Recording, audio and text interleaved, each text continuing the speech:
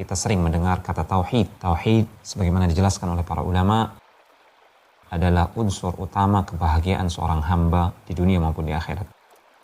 Modal terbesar bagi seorang hamba untuk meraih keridhaan Allah dan kecintaan Allah di dunia maupun di akhirat adalah tauhid. Tauhid sendiri secara bahasa berasal dari kata kerja wahhada yuwahhidu. Artinya adalah menjadikan sesuatu atau meyakini sesuatu itu satu atau tunggal. Adapun yang dimaksud secara istilah tauhid adalah mengesahkan Allah Subhanahu wa taala pada kekhususan-kekhususan yang dimiliki oleh Allah Subhanahu wa taala.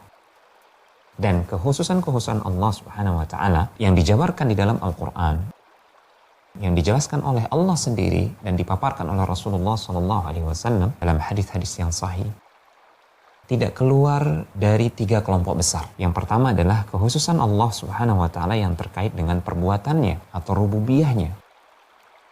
Hanya Allah saja, hanya Dia sendiri yang menciptakan alam semesta dan segenap isinya.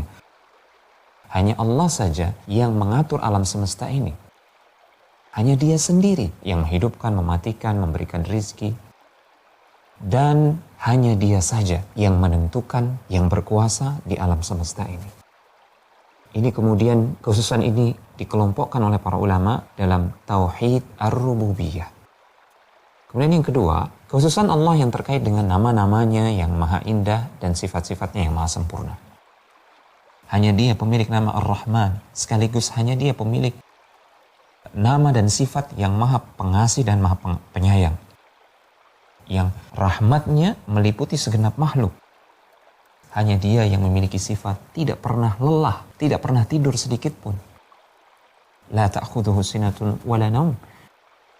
Allah sama sekali tidak disentuh oleh rasa ngantuk, apalagi tidur. Ini adalah kekhususan Allah Subhanahu wa taala yang terkait dengan sifat-sifatnya dan nama-namanya yang maha sempurna. Kemudian para ulama mengelompokkan kekhususan-kekhususan ini dalam tauhid al-asma wa sifat. Kekhususan Allah yang ketiga terkait dengan perbuatan hamba dalam beribadah kepada Allah Subhanahu wa taala. Bahwasanya hanya Dia, Allah Subhanahu wa taala, hanya Dia yang berhak untuk diibadahi.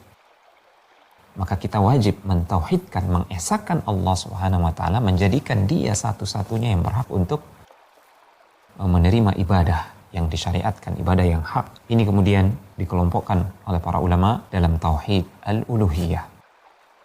Kita wajib mentauhidkan Allah pada 3 kekhususan Allah ini.